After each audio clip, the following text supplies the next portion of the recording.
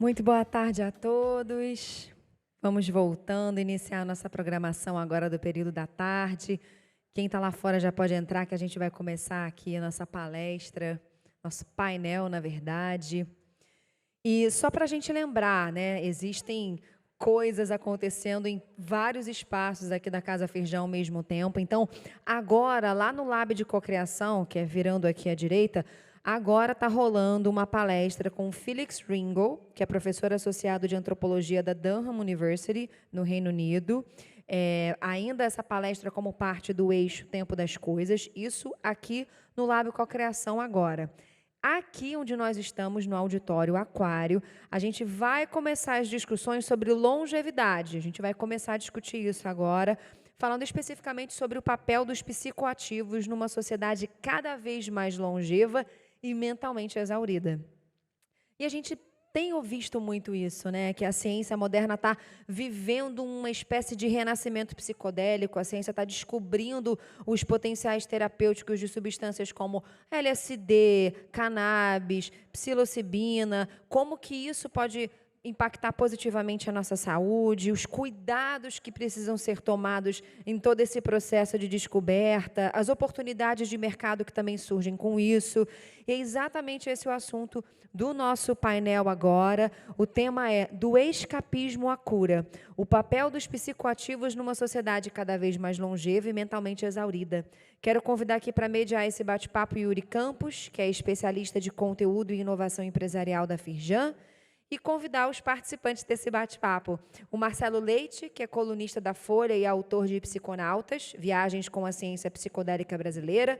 Convido também a Clarice Pires, que é CEO da Cirama Psychedelic Science e fundadora da Nova Geia Biotecnologia.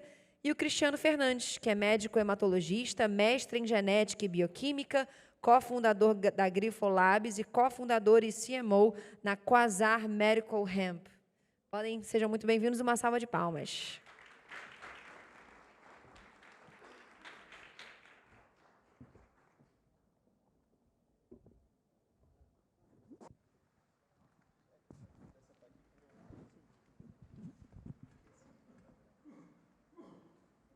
Olá, olá. Fala, pessoal. Bom, sejam bem-vindos aí de volta do almoço, todo mundo meio que acordando ainda, né? Mas vamos lá, vai ser um papo bem interessante. A gente está aqui com feras, referências, tanto aqui no palco, como eu já vi aí na plateia também. Um salve para o Stevens, referência aí na área também, que com certeza vai ser citada aqui ao longo da nossa conversa. E já teve, né, presente no palco aqui em 2019 também, numa edição anterior. Hoje a gente vai falar sobre, como a Priscila adiantou já, dentro do eixo de longevidade, né, sobre o papel dos psicoativos numa sociedade cada vez mais mentalmente exaurida e dentro desse contexto, né, que a gente vem discutindo ao longo do festival, que a gente vai viver cada vez mais, mas será que a gente vai viver melhor? E aí eu trouxe alguns dados que acho que não precisa nem muito enumerar, porque eu acho que são dados de conhecimento de todo mundo, mas é sempre bom tangibilizar um pouco com dados, né, com números. Segundo a OMS, a gente tem quase 6% da população brasileira que sofre de depressão. Sobre ansiedade, são quase 27%. Se a gente pegar um recorte populacional de pessoas mais jovens, entre 18 e 24 anos, esse número sobe para 32%. A gente tem, né, o Brasil é o segundo país com maior índice de burnout do mundo, só fica atrás do Japão. Como é que a gente lida, né? A gente já falou até sobre algumas coisas que estão gerando esses problemas, mas como é que a gente lida com eles, né? Aqui eu acho que é uma das soluções que a gente está buscando, e é por isso também que a ciência brasileira, assim como a ciência global, está passando por esse momento chamado de renascimento psicodélico, né? E aí a gente vai falar um pouco sobre isso, então, com 3 especialistas no tema. Eu queria começar, primeiro, agradecendo a participação de vocês aqui e pedindo para vocês se apresentarem rapidamente, contextualizando aí o trabalho de vocês com o tema do nosso painel. Podemos começar com você, Clarice?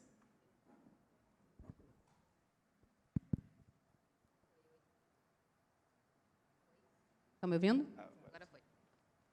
Bom, gente, boa tarde. É um prazer imenso estar aqui com vocês hoje, discutindo o tema proposto no painel. Antes de me apresentar, contar um pouco mais sobre a minha trajetória, por que eu estou aqui no painel hoje com essas pessoas, eu queria agradecer a oportunidade de estar aqui falando, o convite. reforçar a importância desse painel hoje, né? A gente vivendo todas as discussões pós-pandemia.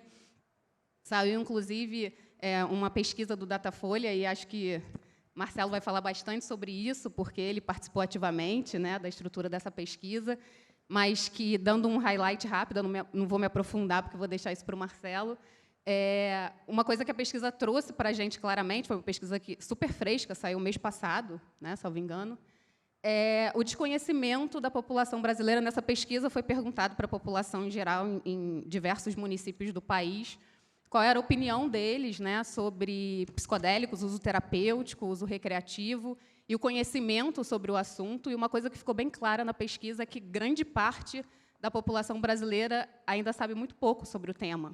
Então, obrigada pela oportunidade, pela luz aqui, para a gente conseguir falar sobre isso com cada vez mais frequência, né, e conseguir trabalhar o tema de acesso ao nosso país a outras alternativas terapêuticas na área. Também, né? Exatamente.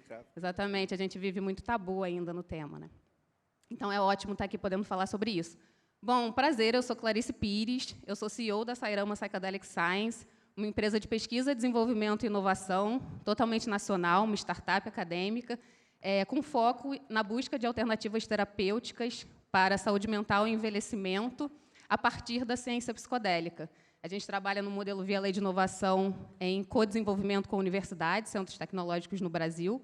Ao longo da conversa, eu vou poder, né, vou ter a oportunidade de contar para vocês alguns exemplos de projetos que a gente trabalha. Então, vai ser super legal poder trocar e contar um pouco mais da Sairama.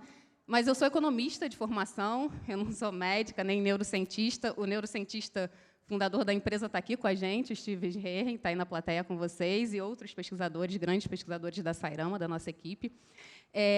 Mas eu sou economista e trabalho com biotecnologia e saúde humana há mais de 15 anos. Eu me encontrei na minha vida profissional apaixonada por cientistas, por discutir com cientistas a temática de saúde humana e ajudá-los a estruturar projetos para que a gente possa captar recurso para a ciência e tecnologia no país. Então, meu grande papel é ajudar na estruturação desses projetos.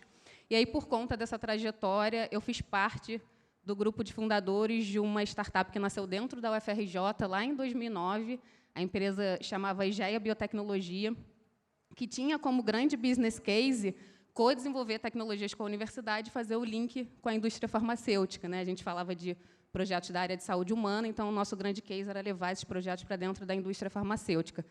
Foi assim que eu conheci o Stevens, né? Ele foi meu sócio nessa primeira empresa. A gente viveu grandes desafios do que é montar uma startup acadêmica, né? Viveu os desafios de estar compartilhando o espaço via lei de inovação com as universidades. A gente viveu captação de recurso. O Estado do Rio de Janeiro foi nosso sócio, através da GRIO, no modelo em equity. Então, recebemos recursos de fundos de investimento, a gente entregou tecnologia para o SUS, através de projetos de parceria de desenvolvimento produtivo com o Ministério da Saúde. Estruturamos propriedade intelectual e recebemos também investimento da indústria farmacêutica nacional, que, por fim, depois de todas as dores e delícias que é negociar com a indústria farmacêutica no Brasil e no mundo, através de uma cisão parcial, a gente vendeu a nossa primeira startup para o Cristália, que é uma indústria farmacêutica nacional grande aqui de São Paulo. Depois desse processo vivido com a IGEA, com toda, né, a bagagem, a experiência vivida, a gente entrou no momento pandemia, logo pós-venda, né, da IGEA Biotecnologia. E aí, durante a pandemia, o Stevens me ligou um dia e disse: bom, eu estou interagindo com um grupo de São Paulo que chama The Green Hub, que é um hub de inovação na área de cannabis, o primeiro hub de inovação na área de cannabis aqui no Brasil. E eles têm um grupo discutindo sobre a possibilidade da gente pensar, junto com investidores nacionais, em montar uma startup focada em ciência psicodélica que pudesse discutir saúde mental, especialmente nesse momento de pandemia. E aí eu falei, caramba, né, além de biotecnologia, saúde humana, todos os desafios que a gente vive, ainda viver psicodélicos, né, substâncias proscritas, enfim, mas depois dessa conversa com o Stevens, eu, obviamente, me apaixonei pelos projetos e topei.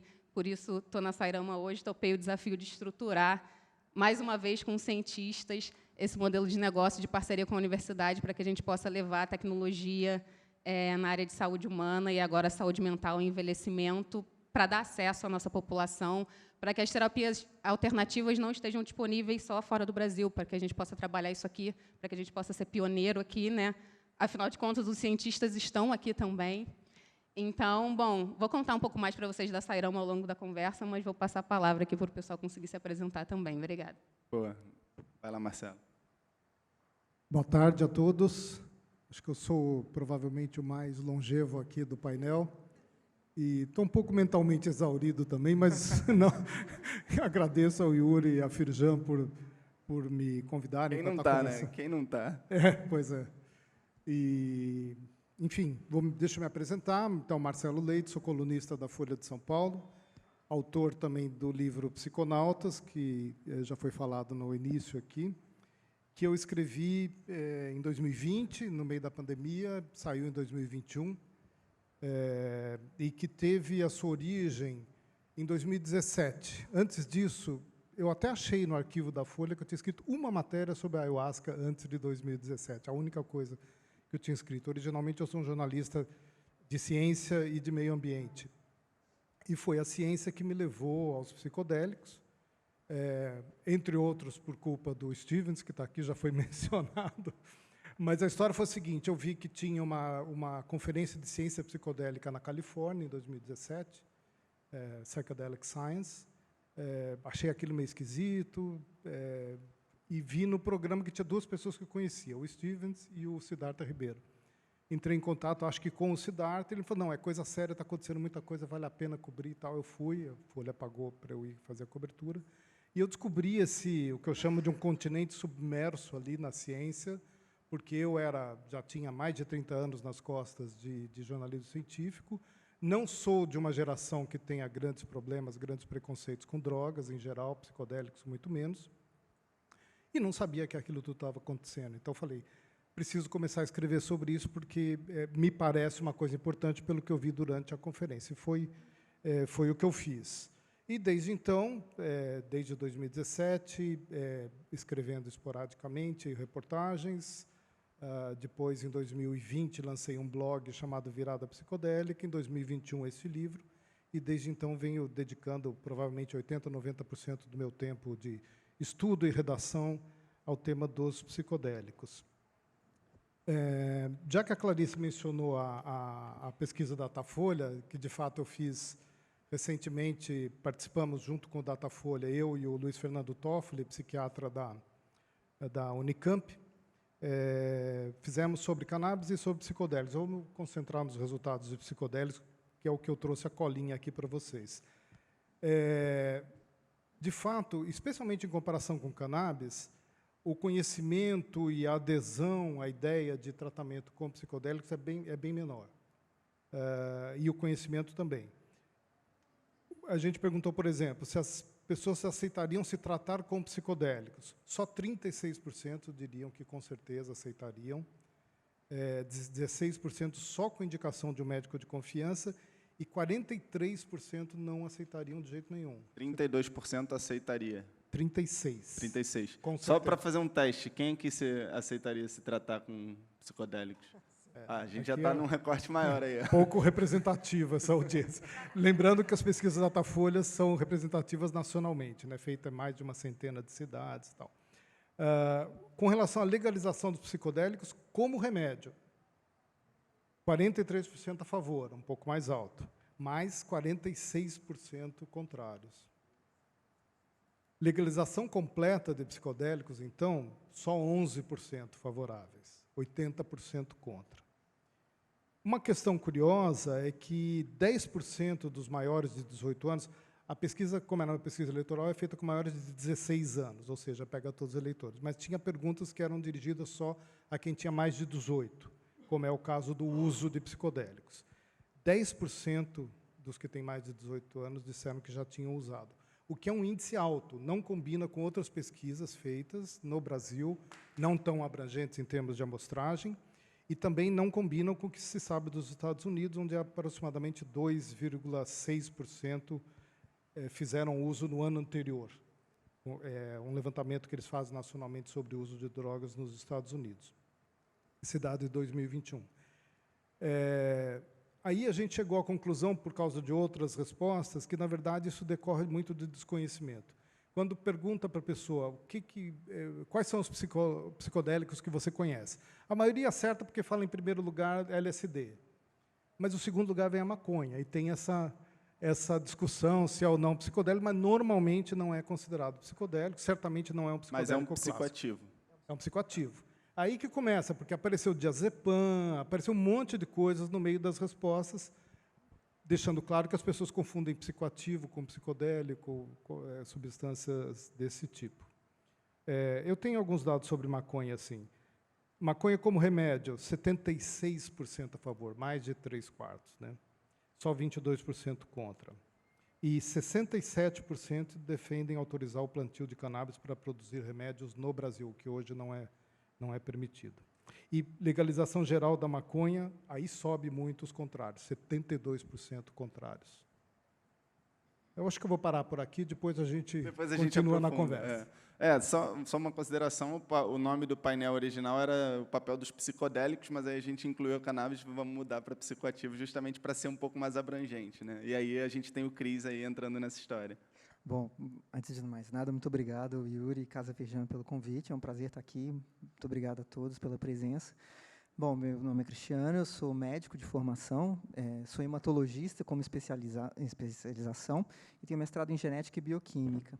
E comecei nessa história da cannabis há alguns anos atrás, quase uma década atrás, aí, quando o dono da clínica onde eu trabalhava abriu a porta do meu consultório e falou: cara, vai estudar cannabis porque a gente vai começar a prescrever isso para os pacientes oncológicos. Eu trabalho meramente com pacientes oncológicos. Eu falei, tá, por que eu vou estudar isso, né? Cannabis, naquela época, para mim, não fazia muito sentido. E aí, duas coisas me chamaram muita atenção. Primeiro, o relato de uma senhora que mora no Reino Unido e que ela não tinha dor, e depois foi visto que ela tinha uma mutação genética que ela aumentava níveis séricos de anandamida, que é uma substância que nós produzimos. Então, como Siddhartha fala, o nosso cérebro produz maconha, né? Então, essa molécula tirava a dor dela, e ela é semelhante quimicamente, ou atua no mesmo receptor que o THC da maconha. Então, falei, olha, parece que temos alguma coisa aqui que faz sentido. E depois, porque no ano de 2000, lançou-se um remédio chamado Rimonabam, que era um remédio para emagrecimento e que é um antagonista do receptor CB1 da cannabis. E esse remédio fez muito efeito, só que as pessoas começaram a ter ideação suicida com uma frequência muito mais alta.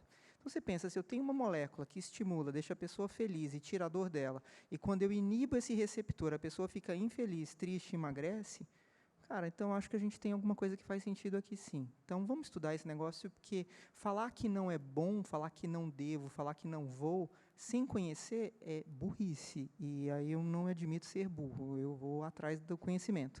Então, eu vou fazer o contraponto meio da parte médica aqui, que é exatamente o que é permitido para o paciente, o que a gente deve usar para o paciente, o que a ciência, os trabalhos clínicos, né, os ensaios clínicos nos dizem. E a ciência é fantástica, acho que a gente tem muita coisa para descobrir. E os psicodélicos, de modo geral, eu acredito muito no potencial deles, porque realmente faz um pouco de sentido. Embora exista muita discussão ainda, né, Marcelo, de como isso funciona, por pontos de vista diferentes, mas eu acho que a gente vai chegar nisso ao longo do tempo aí. Vamos para cima. Boa. Eu queria começar com os psicodélicos, até em homenagem à meiazinha aqui do Marcelo, que quem não está vendo são vários cogumelinhos. Eu digo que a minha meia de palestra e debate queria começar dando nome às boas, né? Depois acho que a gente pode falar um pouco melhor sobre a cannabis, mas mais especificamente sobre os psicodélicos. Atualmente, né, os mais famosos, você falou LSD, psilocibina, são os que têm sido mais utilizados nos estudos. Eu queria que vocês falassem o que esses estudos estão mostrando, né? E a gente falou aqui sobre a ciência brasileira está passando por um movimento de renascimento psicodélico. O que isso significa também? Posso começar, vamos lá. Bem, definindo um pouco o que é psicodélico, né, eu acho importante, os chamados psicodélicos clássicos, que atuam principalmente sobre um receptor do sistema nervoso chamado 5-HT2A, são a mescalina, do cacto peyote, ou tem também um outro cacto também chamado São Pedro, originalmente. Alguns de vocês mais velhos aqui talvez conheçam As Portas da Percepção, do Aldous Huxley, que foi escrito sob efeito ou a partir das experiências com mescalina. LSD, psilocibina e DMT, dimetiltriptamina. Psilocibina, que é do cogumelo. Cogumelos, chamados cogumelos mágicos. Tem vários, o mais comum, mais usado é o Psilocybe cubensis, mas é um gênero com várias espécies e vários deles têm a mesma substância, em quantidades variáveis, mas mais conhecido é o cubensis, que alguns de vocês já devem ter visto em esterco de vaca depois da chuva. É muito comum esse cogumelo aparecer espontaneamente.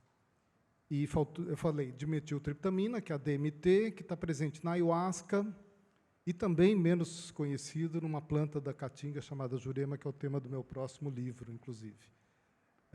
Esses são os psicodélicos clássicos. Tem também, pode ser encaixado na mesma família, o 5-mel-DMT, que é o chamado veneno do sapo, do bufo,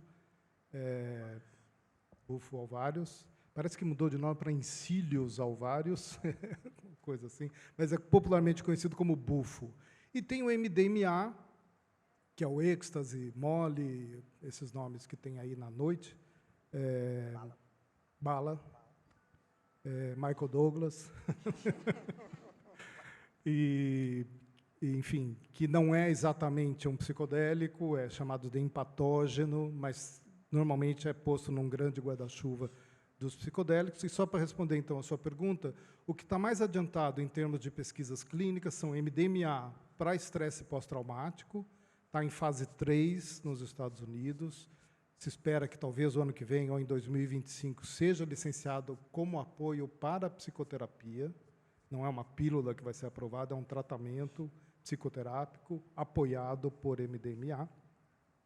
E, na sequência, vem a psilocibina, um pouco mais atrasada, mas também já entrando em fase 3, para tratamento de depressão, em especial depressão resistente a tratamento, ou depressão refratária, que está também já em andamento na FDA, na Anvisa americana, esse estudo. Tem 2 grandes estudos, um de uma empresa, Compass Pathways, e outro de um instituto, o Stevens, de novo, tem relações profissionais com o Instituto Zona de Wisconsin, que é o competidor aí da Compass Pathways. Os 2 são os que estão mais adiantados. Mas tem muito estudo no Brasil, menores, evidentemente, de fase 1, 2, muita coisa acontecendo, e em outros países também.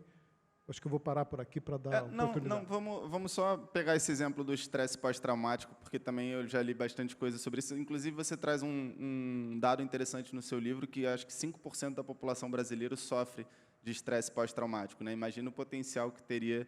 Então, vamos entrar nesse MDMA, e aí depois acho que a gente pode falar sobre o renascimento psicodélico como um todo. A Clarice pode contribuir, o Cris também. Como é que ele age? O que acontece? Como que é feito o tratamento? Pegando o exemplo, já que a gente parou no MDMA, depois a gente aprofunda com outras substâncias. Mas como é que é esse tratamento? Por exemplo, eu vi um relato de um ex-combatente de guerra americano que ele tinha muita dificuldade de se abrir, ele não conseguia fazer terapia, não conseguia fazer nada, e aí, ao utilizar a substância de MDMA, ele, é o relato dele, né, a descrição dele, ele se sentiu como se ele estivesse sendo abraçado por literalmente todas as pessoas que ele ama, sendo lambido por filhotes de cachorro, e ele conseguiu se abrir a partir dessa experiência e resolver um trauma que ele tinha ali, enfim, e ter uma qualidade de vida absolutamente melhor do que a que ele estava tendo naquele momento. Então, fala um pouquinho, o que faz essa substância que ela tem tanto potencial terapêutico?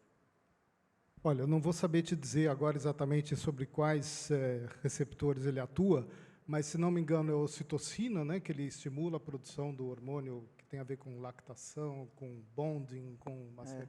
A ocitocina é um hormônio que a mulher produz depois do parto, né, ajuda por isso que, geralmente, a gestante urra de dor até a criança nascer, e depois aquele silêncio, né? Então, quem já frequentou uma maternidade sabe que é assim, vários gritos e depois aquele silêncio sepulcral, assim. Mas é muito interessante, porque a sensação de prazer, e não é um prazer sexual, é muito grande, e geralmente o que está relatado com MDMA é isso, que você tem uma sensação de prazer muito grande, mas não é um prazer sexual, não é uma questão de relação sexual, você tem um prazer mesmo de amor, a sensação de ser amado, de estar se relacionando com amor. E aí existe uma disrupção, pelo menos até onde eu vi esses relatos, é que você tem uma disrupção, você tira toda a questão do seu ego, de discutir um assunto doloroso, e passa a analisar aquele assunto sem essa dor. Então, você consegue fazer essas análises que são muito difíceis em quem tem estresse pós-traumático.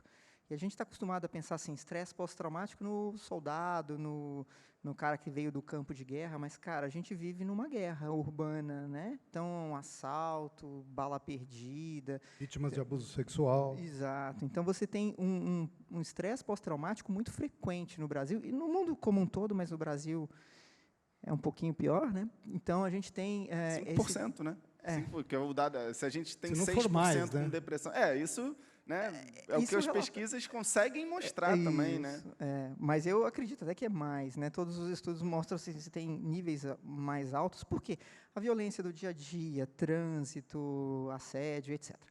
Mas, de certa forma, você consegue tirar esse peso que a gente carrega e consegue discutir isso num nível mais racional. Então, isso é uma coisa que tem que ser associado à psicoterapia, né? Porque você tomar isso e não fazer essa análise acaba não resolvendo muito. Mas tem essa disrupção, que parece que é um mecanismo que mais importa. E talvez isso esteja muito relacionado à liberação da ocitocina, que é o que o MDMA promove. Como eu falei mais atrás, ele é chamado de empatógeno, quer dizer, ele aumenta muito a sua propensão para empatia, e não é só com as outras pessoas, é consigo mesmo também. E daí, talvez, você conseguir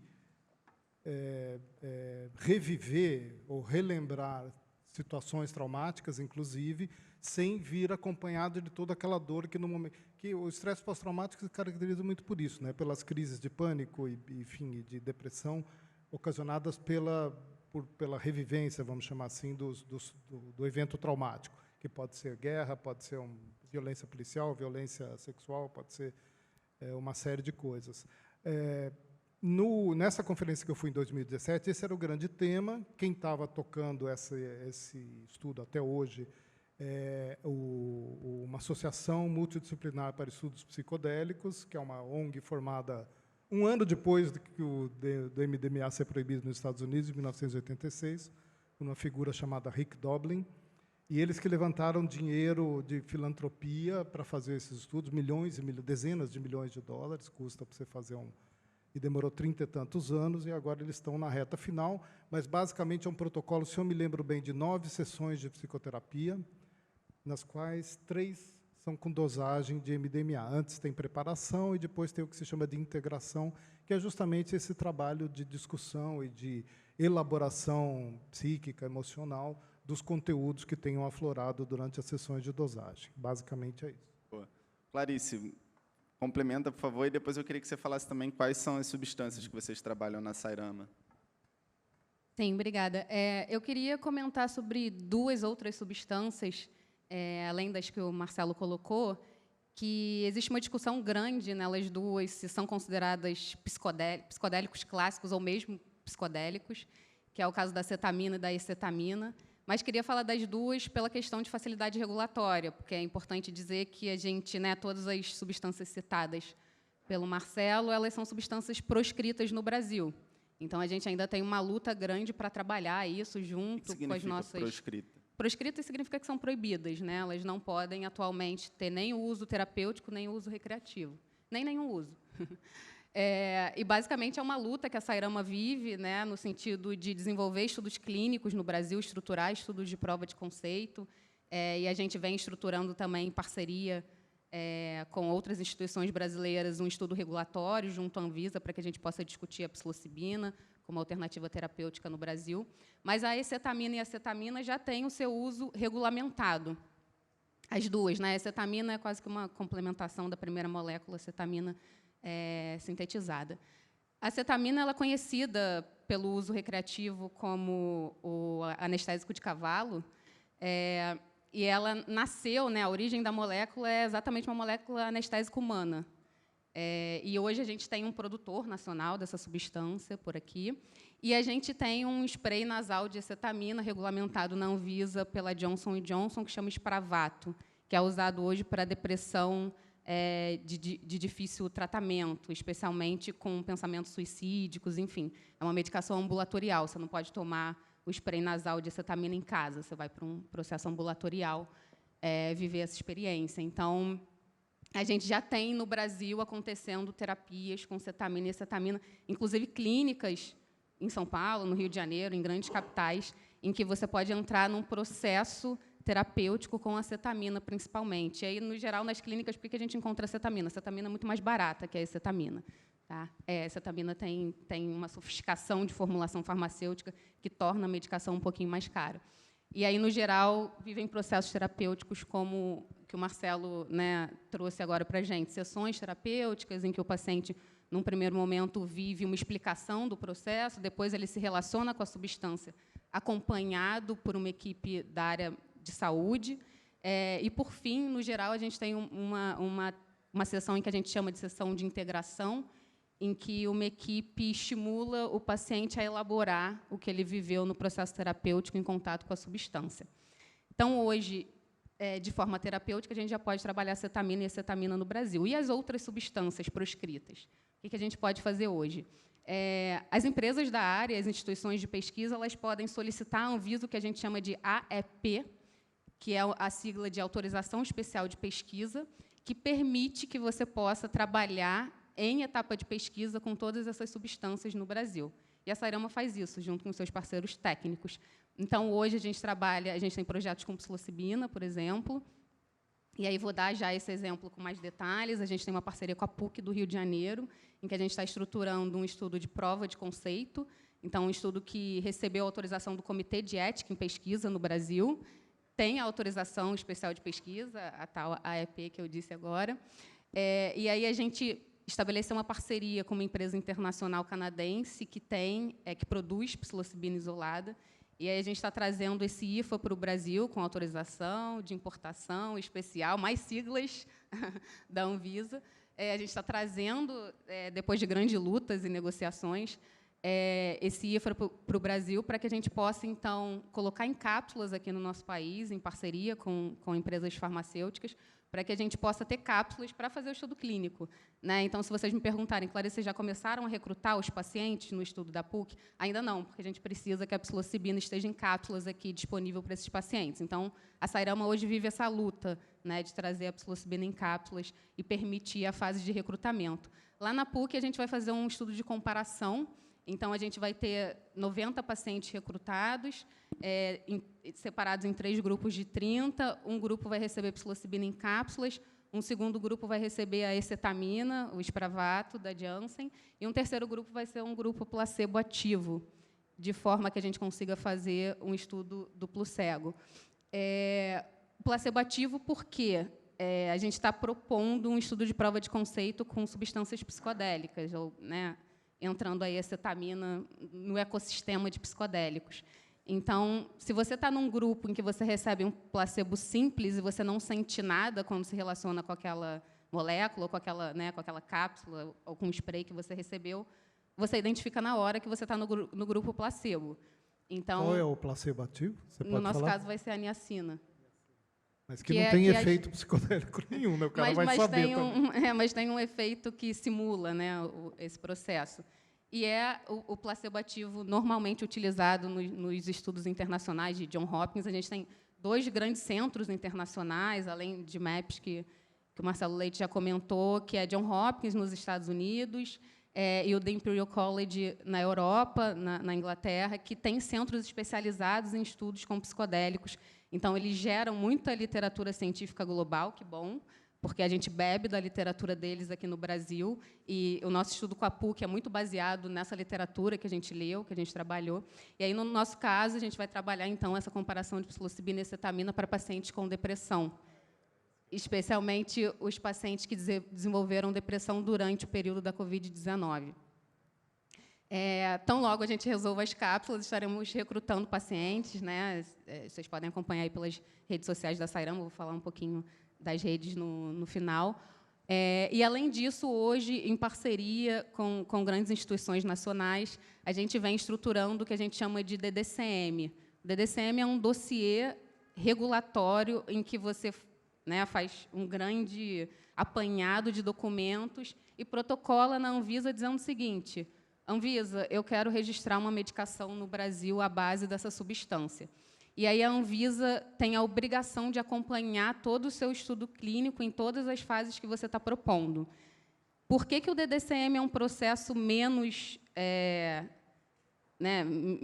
a gente ainda não tem um protocolo feito na Anvisa hoje para a psilocibina, por exemplo, já que a psilocibina demonstra em toda a literatura científica global grande potencial para depressão e para grandes targets clínicos, né, que a gente anseia por novas alternativas terapêuticas.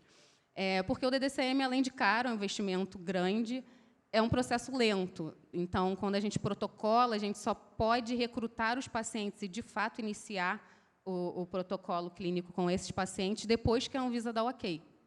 E aí, quando a gente protocola o DDCM, na data que a gente protocola, a Anvisa tem 180 dias para responder a gente, a primeira resposta, assim, para dizer, gostei, legal, vamos em frente, ou dizer, não dá nem para começar. Então, obviamente, é um processo super desafiador, especialmente para uma startup brasileira, mas a gente está montando uma rede muito bem estruturada, porque é um desafio não só do Brasil, regulatoriamente, é um desafio global, né? O Marcelo estava falando. A gente tem uma psilocibina hoje da Compass Pathways entrando em fase 3, fora do Brasil, e a gente tem uma outra psilocibina do Instituto Zona, né, ligado à farmacêutica Promega, também entrando em fases avançadas agora. Ou seja, a gente ainda não tem nenhuma psilocibina totalmente no mercado em fase 4, né, que já é a fase em que ela foi distribuída e pode ser recolhida se tiver algum problema. A Anvisa vai viver esse desafio com a gente, né? A gente vem discutindo, fazendo reuniões frequentes com a Anvisa, mas, para isso, a gente precisa montar uma rede estruturada e muito bem formada. Bom, vou deixar rodar um pouco aqui para não ficar monopolizando a palavra, mas eu queria que depois a gente falasse de set setting também, porque o processo de DDCM são dois conceitos bastante importantes dentro de medicina ou da indústria de psicodélicos, que é basicamente você entender como você prepara a cabeça do paciente para viver um processo terapêutico com psicodélico, e o setting é como você prepara o ambiente e os estímulos, que podem ser audiovisuais, ou pode ser a falta de estímulo visual, né? Existem terapias com vendas, por exemplo. A gente tem um projeto muito interessante na Sairama, que reconhece o conhecimento tradicional, que é um ponto que eu quero trazer aqui também durante a nossa discussão, que fala, onde a gente produziu algumas faixas musicais que fala da questão do estímulo musical durante o processo de terapia psicodélica. Então, todos esses conceitos estão nesse bojo. E, quando você vai protocolar um DDCM na Anvisa, você precisa falar sobre isso também. Você não vai falar só sobre a molécula psilocibina ou a cápsula que você está entregando, né, com o Drug Master File. Você vai falar sobre o protocolo clínico, né? Afinal de contas, você está propondo um estudo clínico em que o paciente vai viver um processo psicodélico. Ele precisa ser acompanhado, né? No geral, o efeito da psilocibina dura, né, uma média de 6 horas. Então, por quem esse paciente vai ser acompanhado? É um psiquiatra? É um psicoterapeuta? Ele vai receber estímulos ou ele vai só ser mantido em segurança? A Anvisa quer saber sobre tudo isso. E tudo isso está sendo discutido agora no mundo todo. Pô, a gente pode aprofundar um pouco depois disso, mas eu queria ver se eu entendi especificamente sobre como que a psilocibina ela ajuda, por exemplo, na depressão, que é o caso do exemplo que a gente está falando agora. Até queria que você falasse um pouquinho das expectativas que você tem sobre esse teste, porque você já tem testes semelhantes que ocorreram ao redor do mundo, né, para te dar um parâmetro sobre o que esperar, né? Mas, pelo que eu entendi, aí a visão de um leigo, tá? Depois eu quero ouvir a visão de vocês, se é isso mesmo. A depressão, ela nada mais é do que como se fosse um caminho de neurônios que está muito... E aí eu estou falando, gente, leigo, em termos leigo, pelo amor de Deus. É o meu entendimento do negócio, né? Como se fosse um caminho de um neurônio que está muito reforçado, né? Como se fosse um vício, né? Que é um caminho que foi feito tantas vezes ali pelos seus neurônios que você acaba adotando aquele padrão como um padrão default do seu comportamento, e isso gera essa sua depressão.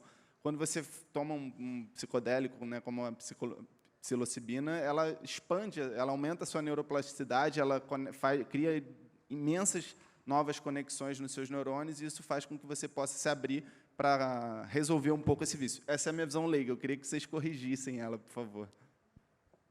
Bom, acho que sobrou para mim, né? Acho que ainda tem muita dúvida de como funciona o mecanismo. A gente estava discutindo lá fora, a gente é muito mais do que só um hardware, né?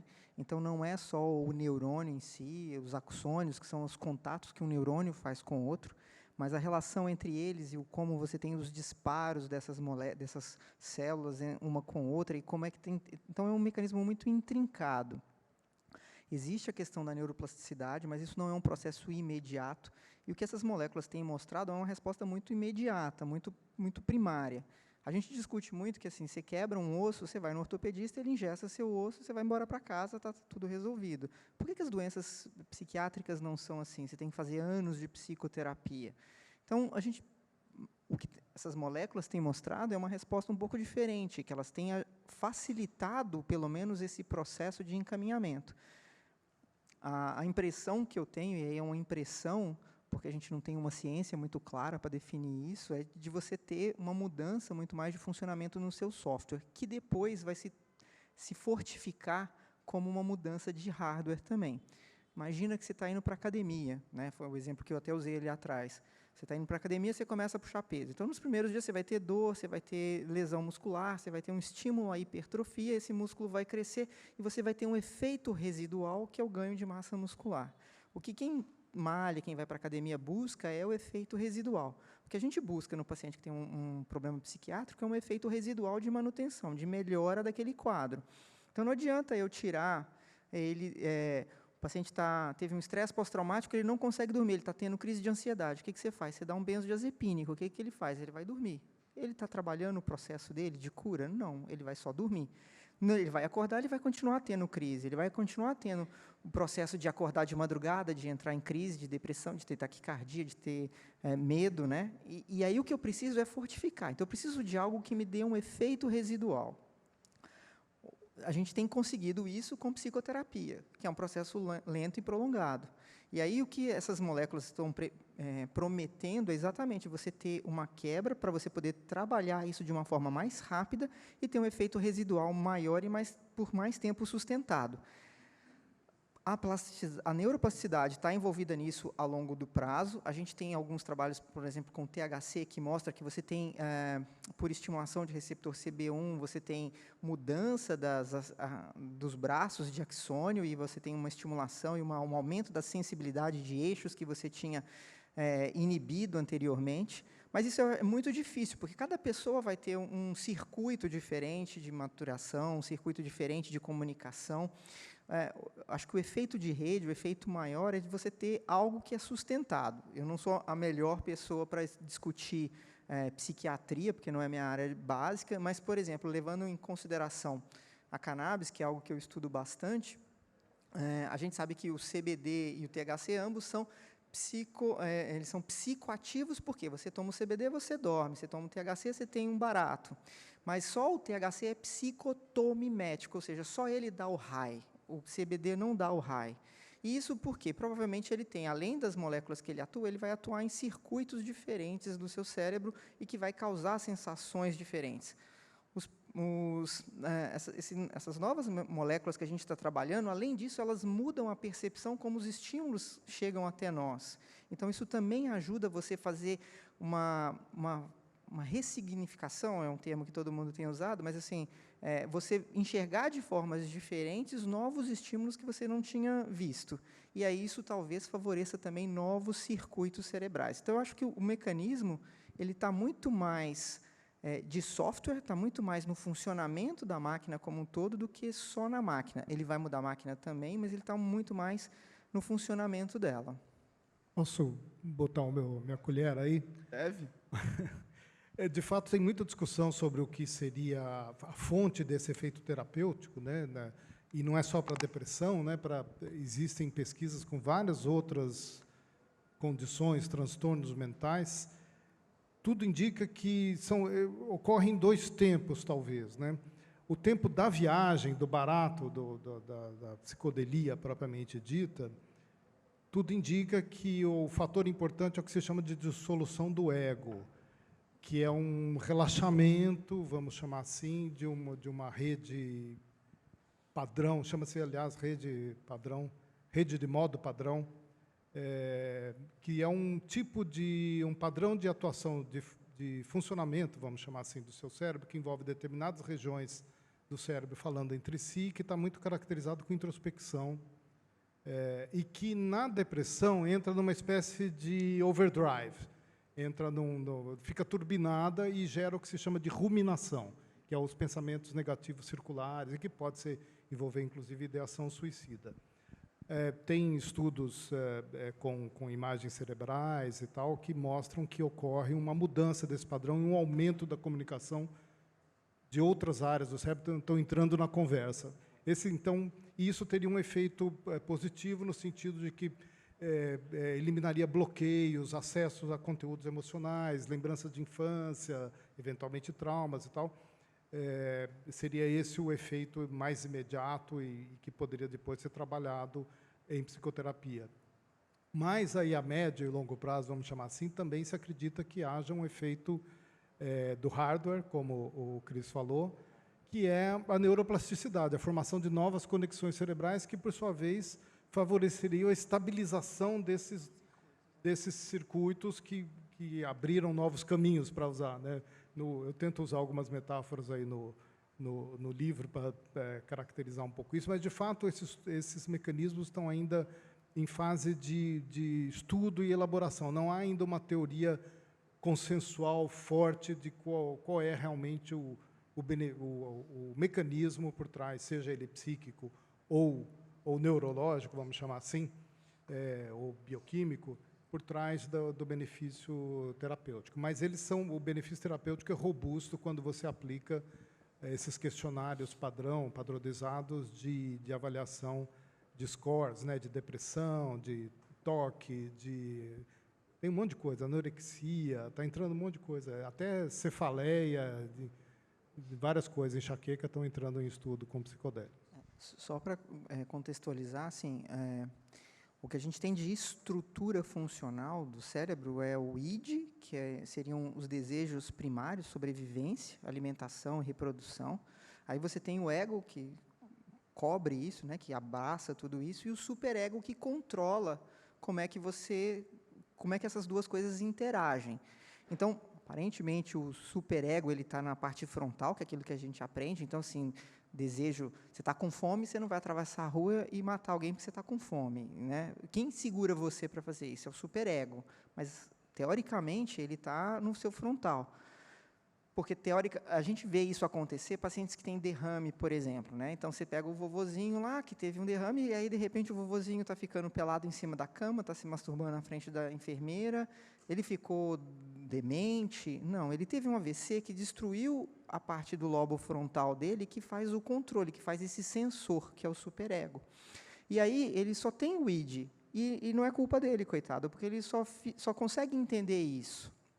Então, isso é uma coisa que existe essa correlação grosseira, estrutural, mas muito mais com o superego e com o id, que é o cérebro mais primitivo, do que com o ego. A gente não sabe exatamente onde mora o ego, mas o ego é o responsável por todas essas dores e sofrimentos que a gente tem.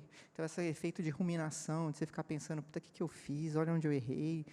Isso é o superego que fica te torturando. E o que faz mal para a gente, teoricamente, pelo menos pelo que eu tenho visto, é o bendito do ego. E quando você rompe o ego, quando você destrói esse ego com essas medicações, você consegue analisar os seus sentimentos de uma forma melhor, né? Então, é isso que a gente não destrói para sempre, não, hein? Deixar bem claro. Soa meio apavorante esse negócio de solução. Mas não sei se seria bom destruir para sempre, não, viu? Tem uns que mereciam.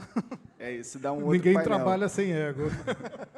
Deixa eu pegar ir para um outro caminho aqui rapidinho, depois a gente tenta voltar, porque é muita coisa, né, para a gente falar só em 1h30, mas a gente falou sobre estresse pós-traumático, a gente falou sobre depressão, especialmente num contexto de psicodélicos, e eu queria falar agora sobre a ansiedade, né? Eu citei no início da minha fala, 30% mais ou menos de pessoas ansiosas, isso com um laudo médico, né? Porque se tirar o laudo médico, eu imagino que esse número suba bastante. Não vou nem fazer enquete aqui.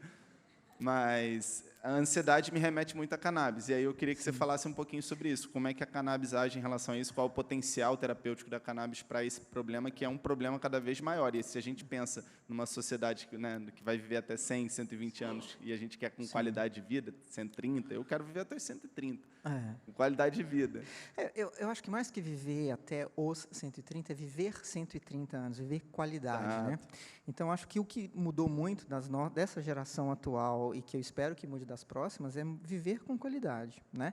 Então, acho que a alimentação e prática de atividade física são coisas que a gente está tendo novas, importantes e que são muito, muito, muito importantes para a qualidade de vida para a A gente gente teve a viver palestra mais. das zonas azuis ontem, né? Quem viu, que não são coisas, né, tão, são meio, eram para ser óbvias, mas talvez não sejam, mas Exato. enfim, sem dúvida. Mas é exatamente isso. Então, o que tem na Zona Azul que é consenso é uma alimentação boa, atividade física e boas relações. E isso, para a gente, é muito importante, porque nós não somos seres isolados. A gente está muito mais próximo de uma colmeia, né, de uma interação entre seres individuais, do que de seres isolados, né? Então, e isso é muito importante, porque o que garante a nossa sobrevida é tudo isso. E aí, assim, dados da OMS, a gente é um dos países mais ansiosos do mundo, né? O mecanismo de ação da cannabis também é muito discutido, ninguém bateu o martelo, então, assim, cientificamente, o que é que acontece, ninguém sabe, né? Mas a gente vê que os pacientes usam a cannabis, eles têm menos ansiedade também, então, isso dá um controle na ansiedade. Provavelmente, está muito relacionado a essa questão que eu falei do THC e o receptor CB1. Quando você tem um estímulo repetitivo ali, você tem um down regulation, você diminui a quantidade de receptor CB1 e ele passa a não responder, então, à anandamida, e você tem um circuito que fica um circuito menos funcional, vamos dizer assim. E aí, quando você começa a usar a cannabis, ela começa a estimular e você volta a ter receptor CB1 e isso volta a ter uma resposta mais fisiológica à questão de todos os sentimentos e você ter menos ansiedade. Tudo isso é muito teórico, porque a gente pode fazer isso no ratinho, pode fazer isso na lâmina, na placa de Petri, no laboratório, mas a gente não vai matar uma pessoa que era ansiosa para estudar o número de neurônios e conexões que ela tinha, né? Então, isso tudo é muito teórico. Traduzir isso para a prática clínica é que é difícil. Então, a gente tem na bancada do laboratório uma prova de conceito que depois você vai aplicar na prática clínica e aí você vai ver a resposta. E a gente tem tido uma boa resposta. Clinicamente, quando eu trato os pacientes com cannabis, eu tenho uma melhora da ansiedade, eu tenho uma diminuição. Os trabalhos foram feitos, inclusive, na Paulista, pelo Carlini, que doses, ele usou uma coisa que era você falar em público, né? Então, como a gente está fazendo aqui, teoricamente, isso é um fator estressante, e as pessoas têm uma ansiedade quando vão falar em público, eu acho que ninguém dessa mesa tem, mas, no geral, as pessoas têm, e o teste que ele fazia isso, ele aplicava um questionário, via o nível de ansiedade, depois dava doses de 150 a 600 miligramas de CBD e reavaliava isso. E aí viu-se que as pessoas tinham menos ansiedade quando tinham tomado o CBD. Então, parece que você tem uma diminuição, uma regulação para baixo, aí um down regulation, quando você tem um pouco de ansiedade. E, na prática clínica, é o que a gente tem visto. Os pacientes ansiosos, e aí a gente pega, às vezes, os pacientes que têm níveis repetitivos de ansiedade, né, tem dor abdominal, por qualquer coisa, uma prova, um estresse comum, eles usam cannabis, eles têm uma boa melhora desse quadro. E tanto ansiedade, depressão, com essas novas moléculas que a gente está falando que não são tão novas, elas parecem que têm também uma resposta muito boa, prolongada e sustentada, que depois eu não preciso ficar repetindo as doses. Isso é uma coisa que é diferente, porque mudou algo que a gente não sabe o que é, mas tem uma nova plasticidade aí e a pessoa funciona diferente a partir de então. Perfeito. Você ia complementar? Eu só vou trazer para o bolo aqui outro target clínico, pode? Lógico. E aí, né, voltando a sardinha aqui para os psicodélicos, um target clínico bastante discutido hoje nos estudos internacionais é exatamente a adicção, né? Ou enfim, falando de forma mais geral, a dependência química. E aí eu vou aproveitar para falar de um tabu da área de psicodélicos, porque, no geral, quando a gente escuta falar dessas moléculas, desses compostos, talvez pelo uso recreativo, enfim, por uma série de questões políticas, sociais e de discussões talvez mal feitas, a gente liga muito essas moléculas a um potencial de dependência química. E, na verdade, os estudos internacionais hoje vêm mostrando que, pelo contrário, existe, inclusive, uma outra substância que a gente não tinha comentado ainda, a ibogaína, que está dentro também do guarda-chuva ali do ecossistema de psicodélicos, que é bastante usada, inclusive em clínicas de reabilitação, para trabalho com adicção. E hoje também várias outras moléculas psicodélicas já são trabalhadas para isso. Existe um livro bastante famoso que discute a política de drogas nos Estados Unidos, que tem um gráfico que, para quem não é neurocientista, economistas, é ótimo, eu uso esse gráfico em todo lugar que eu vou, quando eu tento convencer alguém da discussão, que mostra o potencial de dependência química de uma série de substâncias. Ele relaciona um monte de substâncias. Está lá a psilocibina, tá lá o LSD, enfim, vários outros compostos psicodélicos. Está lá também o roipinol, que é uma medicação, né, regulamentada para muitas pessoas fazem uso para dormir, para conseguir dormir. Está lá a nicotina, está lá o álcool, enfim, tudo dentro do mesmo gráfico. E os compostos psicodélicos estão, no geral, lá no primeiro quadrante mais baixo. Então, eles têm duas questões importantes. Independente da dose, o potencial de dependência química é muito baixo. E aí, hoje, inclusive, a discussão de que essas moléculas podem ser trabalhadas no processo de dependência química, no processo de adicção, que é um target clínico hoje super desafiador no mundo todo, né? Então, a adicção normalmente vem acompanhada de todos esses outros targets, né? A depressão, a ansiedade, é uma doença multifatorial. Então, é uma discussão também muito rica para a gente trabalhar na área de psicodélicos, porque a gente acaba conseguindo derrubar um pouco esses tabus também, né? A gente não está falando de substâncias que vão criar dependência química, independente se a gente está falando de microdoses ou se a gente está falando de doses terapêuticas em outras escalas. Pelo contrário, a gente está falando de potencial terapêutico para ajudar nessas questões. Uma coisa importante também, Clarice, eu acho que esse gráfico é o mesmo que eu uso nas minhas aulas de cannabis, porque também fala da cannabis, né? A gente sabe que mais ou menos 9% dos pacientes que usam cannabis acabam usando prolongadamente, que é um número baixo quando você vai comparar com tabaco e com álcool, que são potencialmente muito ruins. Hoje a gente vive nos Estados Unidos principalmente uma epidemia de uso de morfina, de opioides, né? Então esse é um problema de saúde pública importante. E nos estados dos Estados Unidos que têm a liberação da cannabis para uso recreacional, dados do serviço de saúde deles mostram que, na verdade, você tem uma redução de venda de opioides, uma redução de hospitalização e uma redução de mortalidade.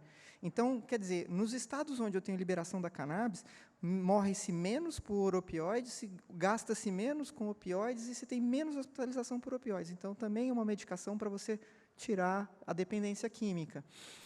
Tem alguns estudos com álcool, são incipientes, mas parece que também ajuda na dependência alcoólica. E se você for pensar, e aí é uma coisa para a gente, só para mexer um pouquinho com a cabeça, né? Acidente de trânsito, né? O álcool está envolvido numa boa parcela deles, e cannabis, muito menos, entendeu? Então, são coisas que a gente tem que pensar.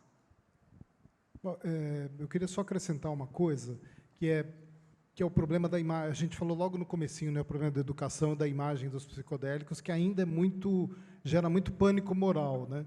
Uma das razões, a gente não, talvez alguns aqui se lembrem, é a propaganda que veio contra os psicodélicos, especialmente LSD, com a proibição, que é uma coisa da década de 60 e 70. Começou em 66 as primeiras restrições ao LSD nos Estados Unidos.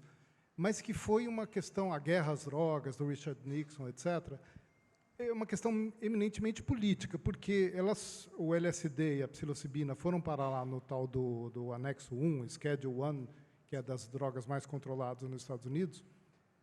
Quais são os pressupostos para estar nessa lista? Não ter aplicação clínica em vista, ou potencial clínico, e ter alto potencial para desenvolver dependência.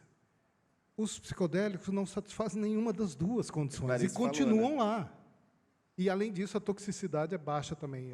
Para várias dessas substâncias, não se conhece a dose letal, que é um teste padrão que se faz com roedores. Ali você vai dando, vai aumentando, até a hora que morre o rato, você diz, essa é a dose letal, é X miligramas por quilo, alguma coisa desse tipo.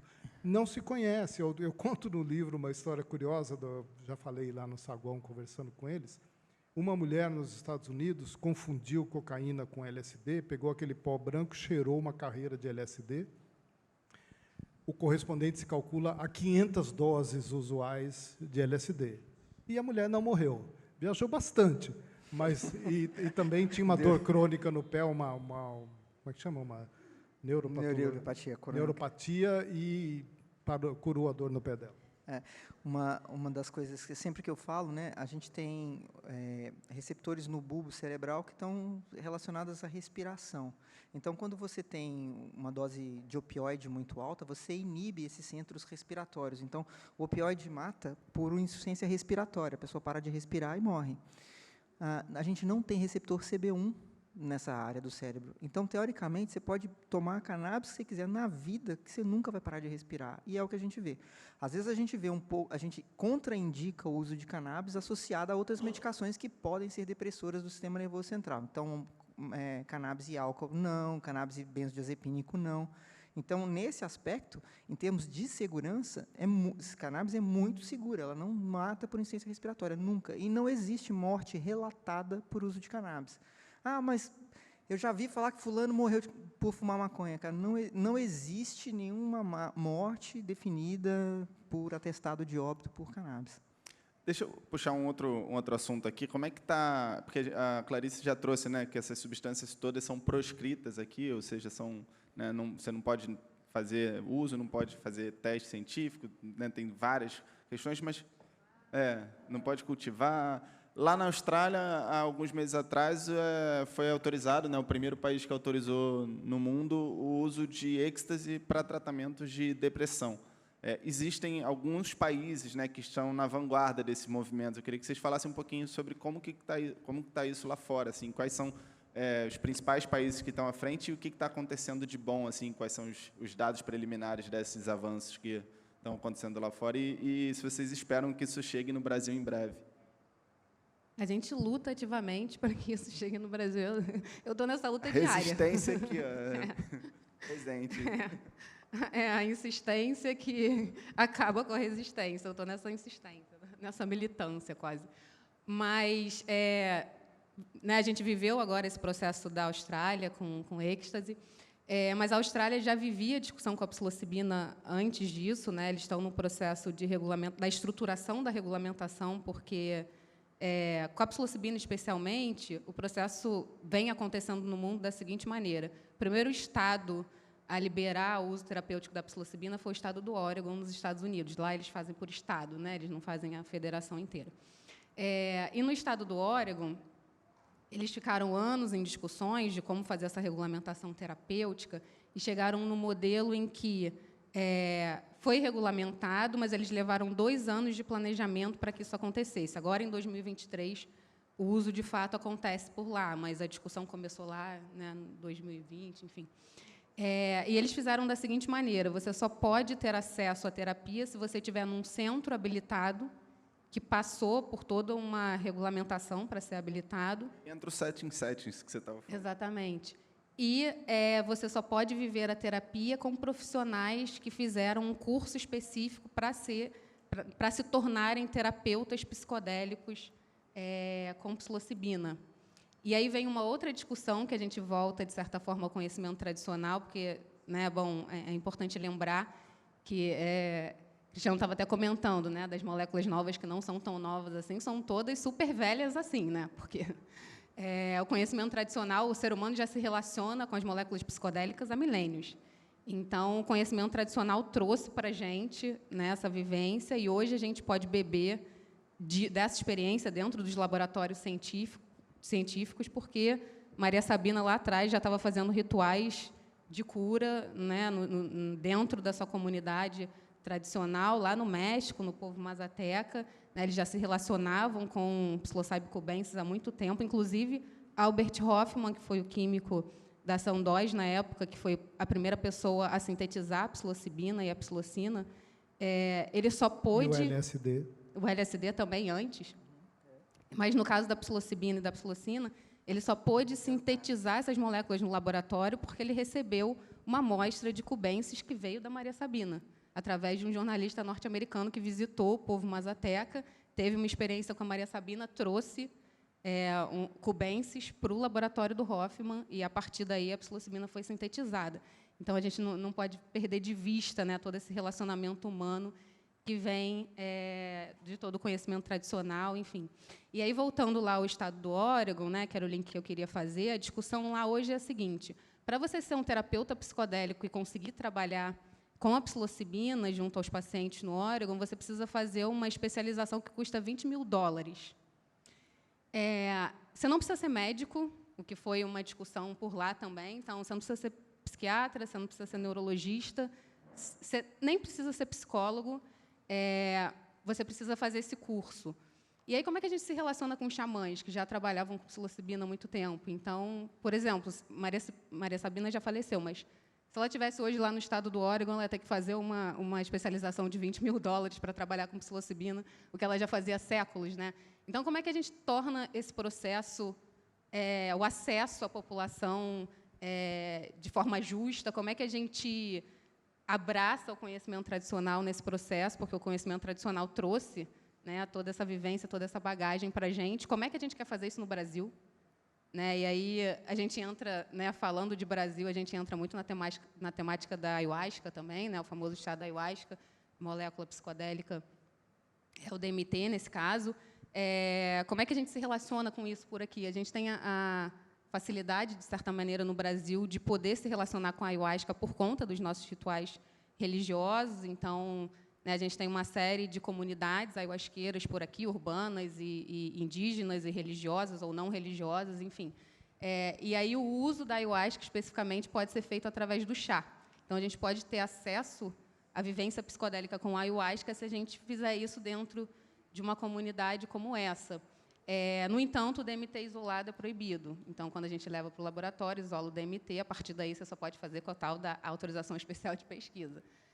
A gente trabalha na Sairama com uma molécula proveniente também do chá da ayahuasca, que não é o DMT psicodélico clássico. A gente trabalha com uma beta-carbolina que não tem o efeito psicodélico, mas que a gente conseguiu trabalhar no laboratório e mostrar que é uma molécula com poder de neuroproteção, e aí entrando muito na discussão da longevidade do painel, esse projeto específico, a gente, a partir da avaliação dessa beta-carbolina, em modelos celulares humanos, que é, né, muito a visão científica do grupo dos Stevens, a gente trabalhou em parceria com o IDOR, que é o Instituto de Ensino e Pesquisa da Rede DOR, e com a UFRJ, a Universidade Federal aqui do Rio de Janeiro. E dentro do laboratório, a equipe científica do Stevens é capaz de desenvolver células do nosso sistema nervoso central, então neurônios, neuroesferas, até moléculas 3D, como é o caso dos famosos brain organoides, né, os minicérebros.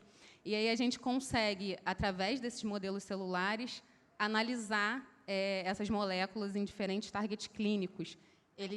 Os cientistas desse grupo, inclusive, são capazes de reprogramar células de pacientes. Então, nesse caso desse projeto que eu estou contando para vocês, o target clínico é a doença de Alzheimer. Então, o que a gente fez?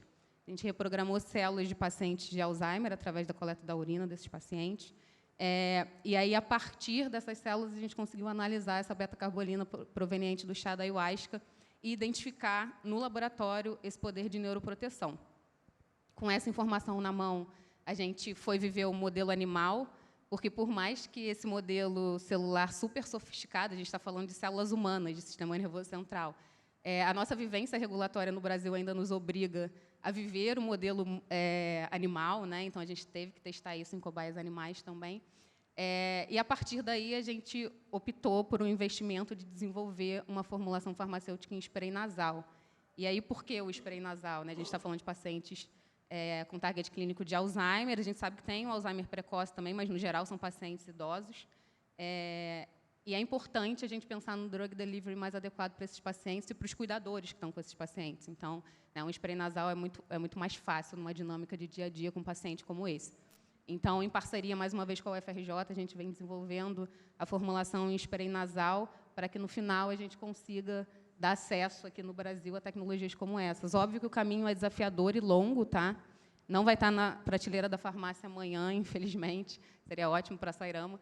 Mas a gente vai viver todo o processo de regulamentação com a Anvisa, mas a gente está disponível para esse desafio. Vou aproveitar para dizer que a Sairama está em fase de captação de recursos.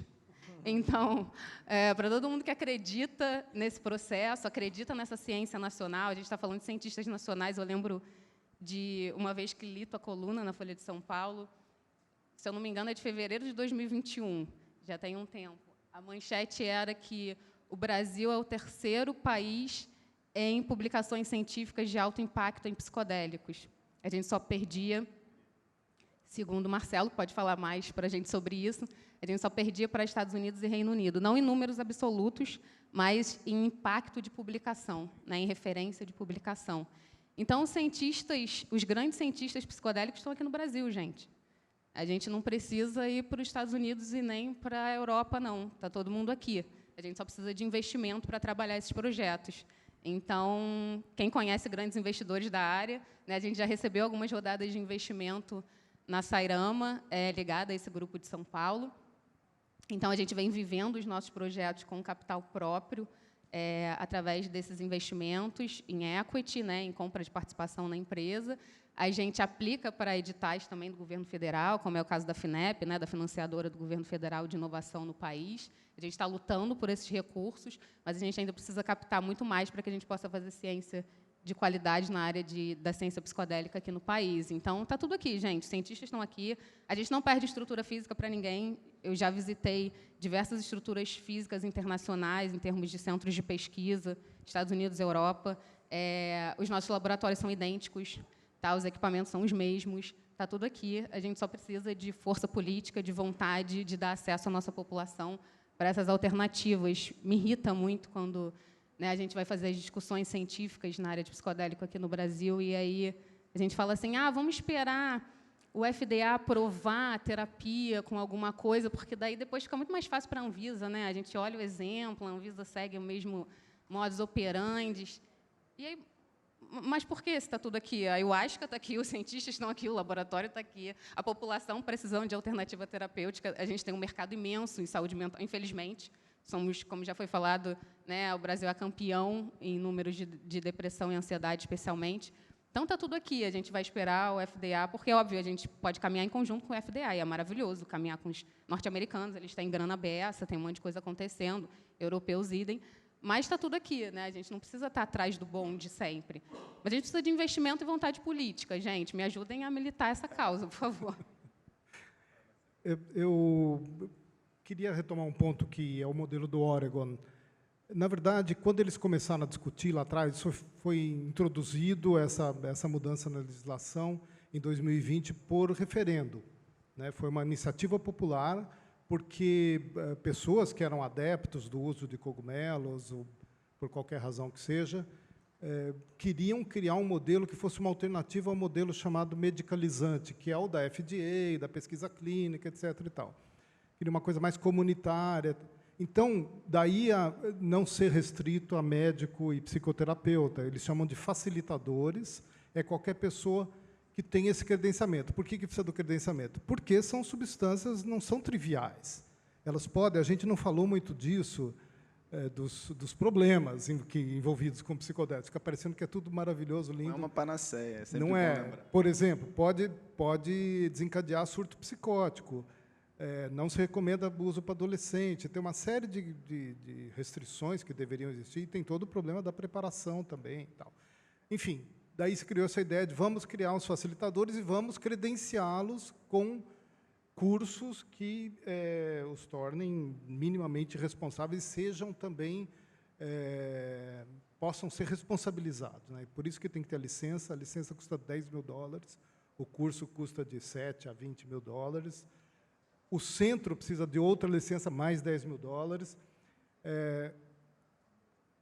Mas a ideia original era que até os neo-xamãs pudessem se tornar facilitadores também. Essa era. Só que o resultado desse processo burocrático é que ficou caro demais. Eles não têm como se fazer seguro, porque, como é proibido federalmente essas substâncias, eles não podem, nem o seguro-saúde, nem o seguro pessoal da clínica, etc., por responsabilização, por malpractice, por como é que chama? Erro médico, esse tipo de coisa. Então, é tudo muito caro para eles, e o resultado é que uma sessão, ou melhor dizendo, um tratamento com três sessões com o facilitador, sendo uma só de psilocibina, custa, no mínimo, $2.500, mas o normal é $3.500, por 3 sessões e uma com psilocibina. Quer dizer, quem que vai ter acesso a isso, né? O outro modelo é o medicalizante, que, em princípio, se der tudo certo, for aprovado pela FDA, os seguros-saúde vão cobrir. Então, tende a aumentar a oportunidade de acesso da população mais ampla. Mas aí vem todas as outras questões, que mas é baseado em patente. Os povos tradicionais que lidam com ayahuasca, com cogumelo, com ibogaína no Gabão, etc., não querem nem ouvir falar disso, porque é uma maneira muito pouco reconhecedora de todo o conhecimento tradicional. Aí vem toda essa discussão. Como é que se faz a reparação, a distribuição, o reconhecimento? Ninguém tem um modelo bom de como fazer isso ainda. Então, já que aqui a gente está falando de futuros possíveis, né, eu não sei qual vai ser o modelo ótimo para dar acesso a quem precisa aos psicodélicos como medicamento. Isso não está claro ainda, porque todos os modelos têm problemas, até aqui, pelo menos. Tá? Eu queria deixar esse grãozinho de sal. Perfeito, perfeito. A gente tem espaço aí para umas 2 perguntinhas. Bom, tem 3, então vamos fazer 3, 4. Se vocês se comprometem... aí não vai dar, amigo. Infelizmente. Para ali, depois aqui. Mas depois a gente vai estar aqui também, né, Yuri? O pessoal vai estar aqui, tá? Vamos bater um Enfim, papo, a gente fica aqui. Boa tarde. Excelente as abordagens realizadas por vocês. Eu tenho uma pergunta que é mais uma curiosidade, né, com base em tudo isso que foi comentado aqui. A respeito de uma doença degenerativa, né, a esclerose múltipla, né, sabendo-se que é uma doença degenerativa, ela já foi feito algum tipo de ensaio utilizando esses tipos de terapia com composto psicodélico, né? Porque vocês fizeram uma abordagem muito voltada para depressão, ansiedade, né? E a gente vê que uma doença degenerativa é uma doença neurológica também, né? E se já teve assim uma iniciativa voltada para isso. Tá bom? Eu concordo muito com a Clarice, né, porque, às vezes, quando eu pesquiso sobre essa questão, tudo está voltado, depende dos Estados Unidos. O que os Estados Unidos têm em termos de estudo, né, de patente, de comprovação? Né? E é tudo muito distante. Né? E próximo a gente, o que a gente tem em relação a isso? Não sei se vocês têm alguns exemplos, alguns casos relacionados a isso, mas é uma curiosidade que eu tenho. O target clínico de esclerose múltipla, sem dúvida, já é discutido, tá, dentro da ciência psicodélica. Eu não tenho um exemplo de um estudo clínico para te relatar aqui agora, né, depois eu posso combinar com o Yuri de mandar, mas, sem dúvida, já é um target clínico discutido na área da ciência psicodélica. Não sei se você quer comentar alguma coisa de cannabis. Na cannabis tem bastante estudo, né? Inclusive, o estudo que liberou o uso do Mevatil, que é uma droga liberada na Inglaterra, que é 1:1 de CBD e THC, foi com esclerose múltipla, mas ele não foi positivo, como eu estava explicando para ele antes, para dados físicos, né? Então, ou seja, quando você tem esclerose múltipla, a rigidez da esclerose múltipla, eu tenho como mensurá-la. O estudo que mensurou foi negativo, ou seja, da placebo ou da Mevatil não mudou nada. Mas o estudo que levou em consideração a melhora relatada pelo paciente, esse foi positivo. Então, o paciente, apesar de não melhorar clinicamente, não melhorar em mensurações clínicas, ele se sentia melhor com menos espasticidade.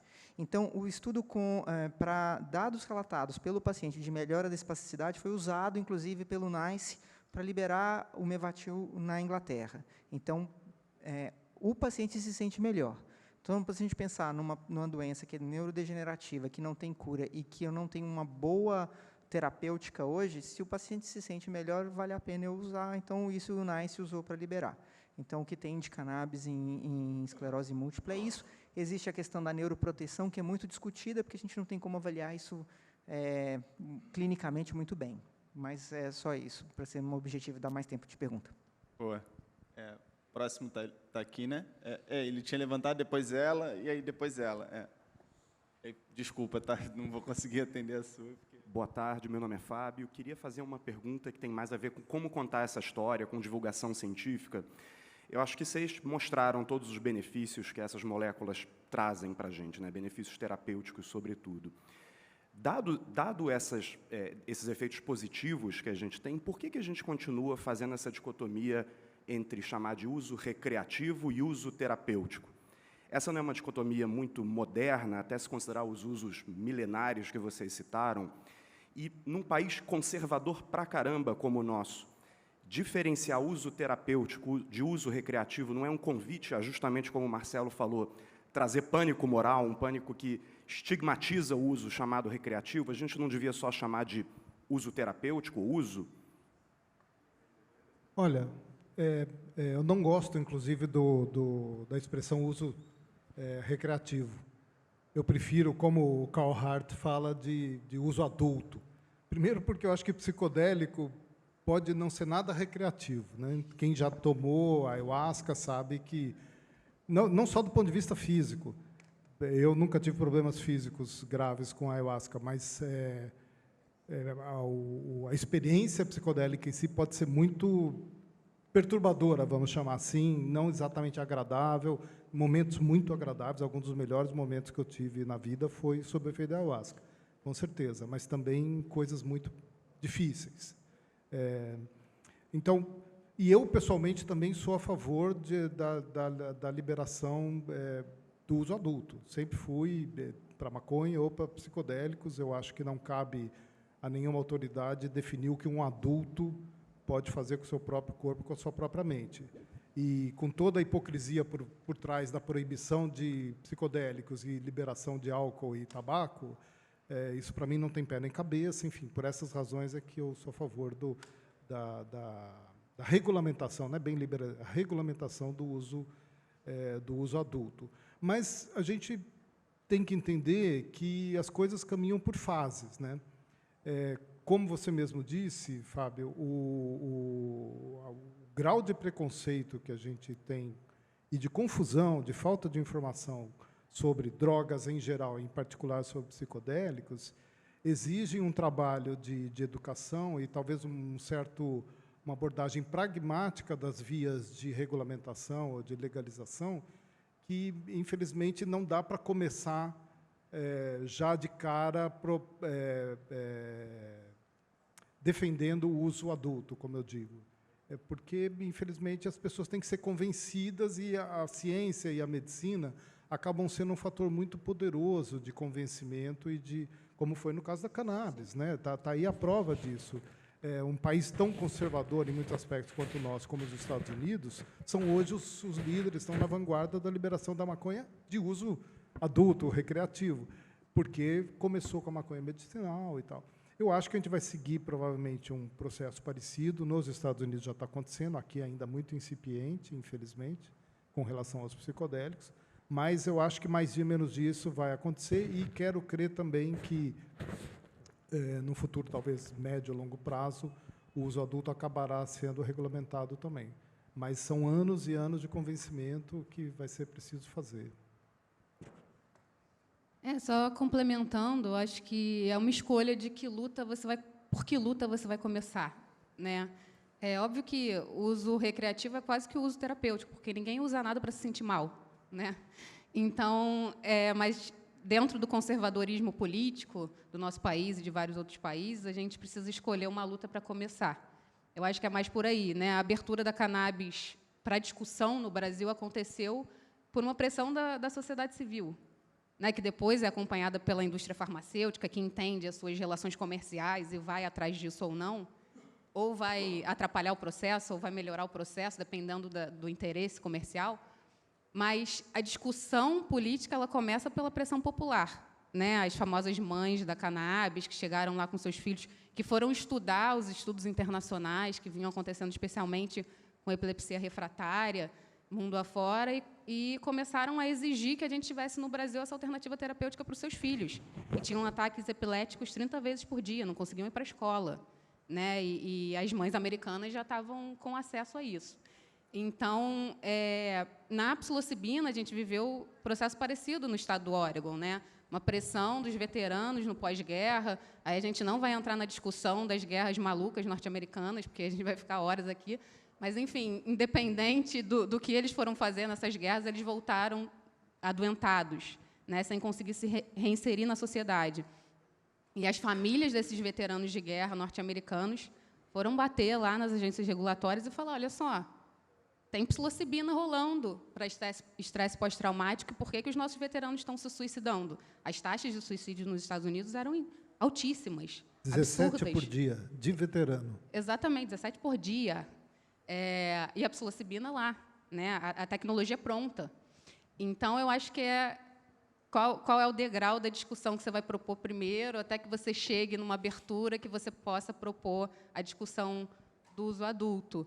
Então, acho que é mais por aí, né? A gente que vive o ecossistema, que está nisso todo dia, obviamente, acho que, né, eu posso falar por todos, a gente é a favor de todos os usos, e a gente respeita, acima de tudo, todos os usos, mas a gente precisa começar a falar com as pessoas que não têm o nosso nível de percepção ou o nosso nível de informação, né? A gente vai precisar falar com o legislativo, a gente vai precisar falar com o deputado, que não sabe o que é psilocibina, né? Você vai falar para ele pela primeira vez, olha só, psilocibina, uma molécula, né? Ó, conhecimento tradicional lá atrás, Maria Sabina.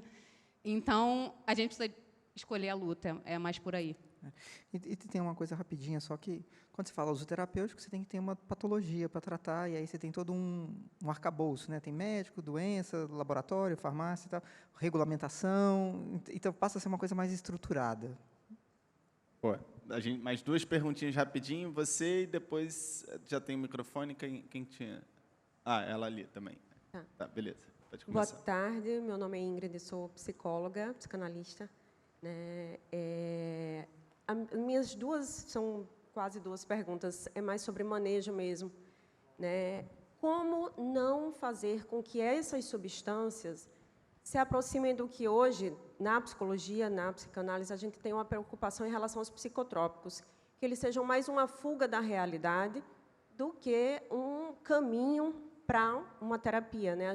Eu ouvi, né, a fala de que ele é um caminho, né, os psicoativos seriam um caminho para chegar nesse núcleo inconsciente, né, e como não fazer com que ele caia no que tem acontecido com os psicotrópicos atualmente, que as pessoas usam como fuga da realidade, assim como usam a bebida, assim como usam outras substâncias psicoativas, né, e a gente acabe, novamente, não indo ao cerne como é necessário através de uma psicoterapia, né, realmente bem trabalhada. Né? E uma outra coisa, falou em questão de muitos usos, inclusive, para questões neurológicas, né, da cannabis.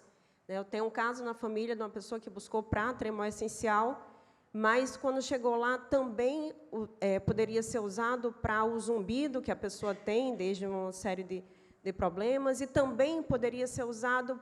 Aí eu fiquei com medo, eu fiquei com o pé atrás, a pessoa buscou lá, eu dei todo o apoio, na verdade, eu levei a proposta, está tendo um uso legal para o tremor essencial da cannabis, vamos ver no que dá. Só que era muita coisa, não uma medicação só, e isso assusta, isso deixa a gente que vem dessa vida acadêmica de focar, né? E aí, é tudo isso mesmo? É o elixir, como se vendia antigamente? O que a gente faz para tomar esses cuidados de manejo com a substância, com as substâncias, né? Quer falar alguma coisa? Você não quer começar defendendo a cannabis, não? Porque ela foi fundo. Na verdade, eu não vou fazer tanto uma defesa. Eu acho que eu vou meio que destruir um pouquinho, porque eu concordo com você. Primeiro, não serve para tudo, não é para todos. Eu acho que a gente precisa olhar a evidência científica. A evidência para tremor essencial e para zumbido é muito, muito baixa. Então, realmente não é uma indicação de primeira linha. E aí eu acho que tem muita gente que também tira proveito disso, né? Então, eu prescrevo cannabis, passa comigo, mas não é assim, tá? E aí eu acho que o Marcelo vai me ajudar muito, e até a Clarice também. Eu acho que não vai ser o mesmo caminho dos psicotrópicos, porque foi exatamente o começo da minha fala. Você não põe a pessoa para dormir e faz ela esquecer naquele momento. Isso é realmente uma mudança. Aí eu vou te falar uma coisa. Cientificamente eu não tenho como te explicar, eu tenho como te explicar por já ter experimentado, e assim, muda. Simplesmente muda. Então, não é igual a um psicotrópico mesmo.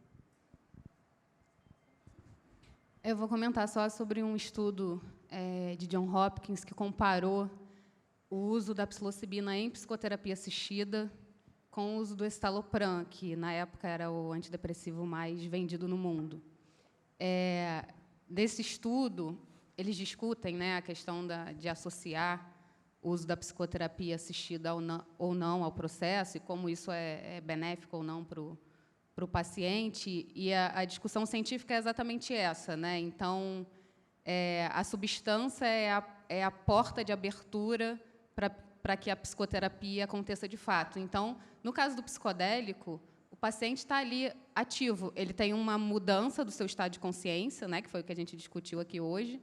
Né? Então, mudam sentimentos, mudam percepções, mas o paciente está ali ativo naquele processo. Né? Ele está vivendo aquele processo ativamente. Ele não está sendo colocado, né, em contato com uma droga que ele vai dormir, vai babar e vai acordar horas depois, sem ter vivido aquele processo na prática. Então, a discussão da neuroplasticidade, né, e de como é que essa abertura acontece, né, dentro da medicina psicodélica, a gente fala muito no processo de reset da mente, né, que é exatamente essa abertura para olhar para traumas, para aprofundar questões que a psicoterapia associada ajuda no processo. Então, eu acho que a grande diferença para esses outros psicoativos comentados é exatamente a presença total do paciente ali, com estado alterado de consciência, que faz essa abertura. Né? A gente, como disse aqui várias vezes na mesa, a gente ainda não tem todos os mecanismos demonstrados pela ciência ainda. A gente está, né, pós-renascimento psicodélico, tentando estruturar tudo isso. Isso é parte, inclusive, do trabalho da Sairama, né? Dentro do laboratório, com os modelos de sistema nervoso central, a gente tenta desenvolver metodologias novas para conseguir entender, bom, se eu digo que a psilocibina tem o poder de neuroplasticidade, como é que eu comprovo isso? O que quer dizer que tem o poder de neuroplasticidade? Né? Então, qual o mecanismo que está acontecendo? O que eu tenho que testar naquela célula para dizer que ficou neuroplástico ou não? Então, isso é parte dos nossos projetos, do que a gente vem desenvolvendo junto com parceiros. E aí é esse processo que a gente está vivendo, de dizer que mecanismos são esses que acontecem e comprovar cientificamente. Oi? Que é a tal da história do set e do setting. Né? E aí existe uma infinidade de possibilidades de settings e a gente não teve tempo, né, de explorar tudo isso aqui, porque, né, é o tempo limitado do painel, mas que estímulos você vai trazer para aquela pessoa? Então, só para te dar um exemplo rápido, prometo, no que a gente está discutindo no planejamento do DDCM hoje, com psilocibina, na Sairama e parceiros, né, a gente tem médicos que estão se associando a essa discussão para a gente conseguir chegar numa conclusão com a Anvisa. Uma das coisas discutidas no processo, no protocolo, é exatamente se a gente estimula o paciente ou se a gente simplesmente traz um setting de proteção para o paciente. Então, eu estou ali apenas evitando que um paciente viva um processo difícil, ou eu vou viver um estímulo durante o efeito psicodélico. Então, eu estou elaborando com o paciente, eu estou solicitando informações, ou eu estou só simplesmente observando como um psicoterapeuta e depois eu elaboro num outro momento. E por que essa discussão? Porque uma das coisas que a Anvisa pergunta para a gente é o seguinte: mas espera aí, o que está fazendo efeito? É a psicoterapia, porque o psicoterapeuta é maravilhoso, muito bom, ou é, de fato, a psilocibina? Então, você gera mais uma variável, percebe, no estudo clínico, que é, bom, se você fecha o estudo clínico e você tem muito estímulo, quem é que está resolvendo aquilo ali? É o estímulo musical, talvez? E eu vou pedir para passar um videozinho já sobre um projeto lindo da Sairama, vou aproveitar para falar rapidamente sobre isso também, que é um projeto que a gente chama de Tributo a Maria Sabina. Como a gente trabalha com a molécula psilocibina, né, e toda a discussão do conhecimento tradicional, a gente entende que a Sairama precisa discutir, falar sobre o assunto. Né, e isso, a psilocibina não caiu de paraquedas no laboratório. Nos laboratórios que a gente trabalha hoje, né, ela veio de toda uma bagagem do conhecimento tradicional. Então, a gente criou esse projeto, que é um projeto em parceria com um grupo de antropólogos e de produção cultural, em que a gente criou 6 faixas musicais baseadas na história da Maria Sabina, exatamente para que a gente pudesse homenagear a história dela e dizer, bom, hoje a gente trabalha com psilocibina dentro do laboratório porque essa pessoa existiu e trouxe, né, dentre várias outras figuras do conhecimento tradicional psicodélico.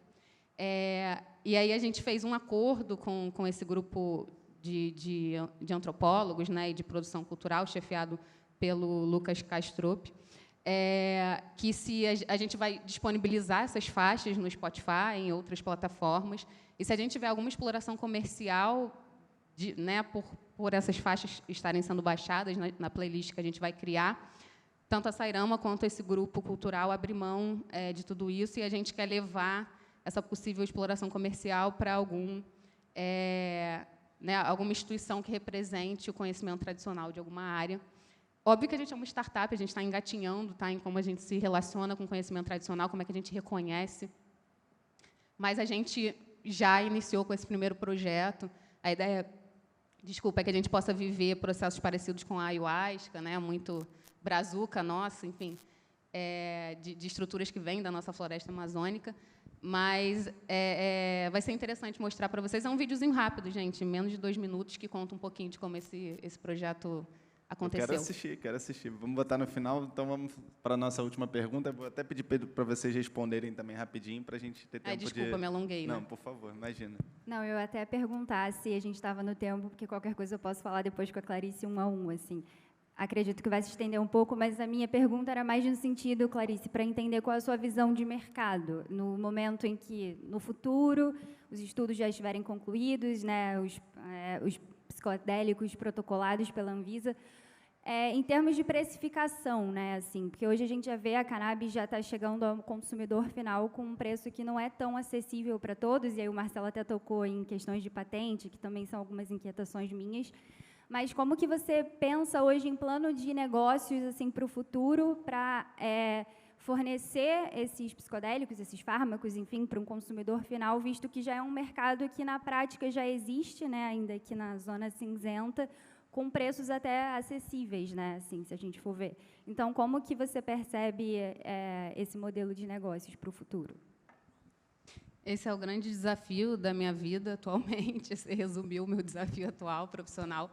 Mas a gente tem um grande potencial no Brasil, que é o SUS, né? Nosso Sistema Único de Saúde. Então, a gente tem, dentro do Brasil, hoje, organizado e capilarizado o maior sistema universal de acesso à saúde atual. Então, por que não pensar em tecnologias que a gente possa desenvolver num primeiro momento, óbvio, né, até você ter a organização do mercado, que vão vir com preços diferenciados, e aí, né, para quem que a gente está desenvolvendo essas tecnologias, essa é uma discussão muito importante, para quem que a gente vai dar acesso. O Marcelo trouxe o exemplo das terapias hoje disponibilizadas nos centros regulamentados do Oregon. Você está falando de um protocolo de 4 sessões com psilocibina, que custa de $2.500 a $3.500 norte-americanos. Não é para qualquer um, né? Se a gente está falando de Brasil, então. E aí eu acho que a grande oportunidade que a gente tem no Brasil é toda a estrutura do Sistema Único de Saúde que já está aqui.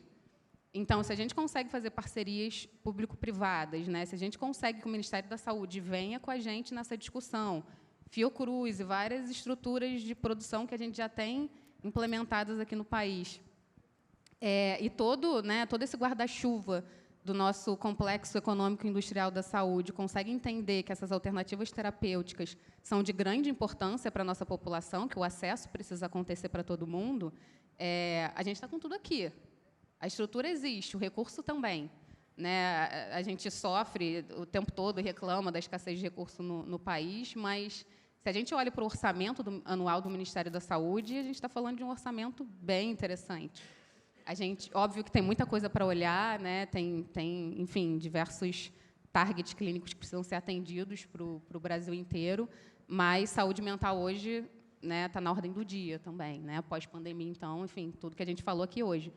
Então, se a gente consegue usar de forma inteligente as parcerias público-privadas, como já existe no nosso sistema político, as PDPs, por exemplo, que são as parcerias de desenvolvimento produtivo, A minha primeira startup, que eu comentei com vocês, teve uma parceria de desenvolvimento produtivo para entregar uma tecnologia para o SUS, desenvolvida no país, dentro da universidade, parceria de startup com a universidade. A gente pode fazer tudo isso por aqui de uma forma mais acessível, né? Óbvio, subvencionado pelo nosso governo federal, mas são tecnologias estratégicas para o país, né? Então, o país tem mais a que subvencionar mesmo.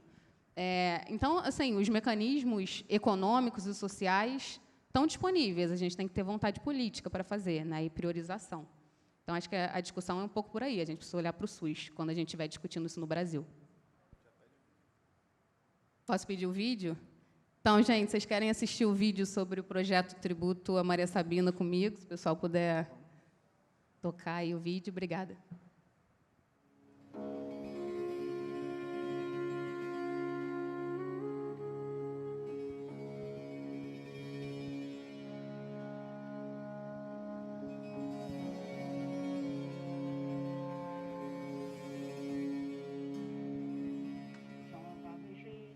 Maria Sabina was born in Mexico in the late 19th century. She was part of a generation of shamans known as sages in the Mazatec indigenous community who administered the use of psilocybin-containing mushrooms in rituals of consciousness expansion. Maria Sabina's singing led healing sessions and attracted people from all over the world to her humble home in Oaxaca.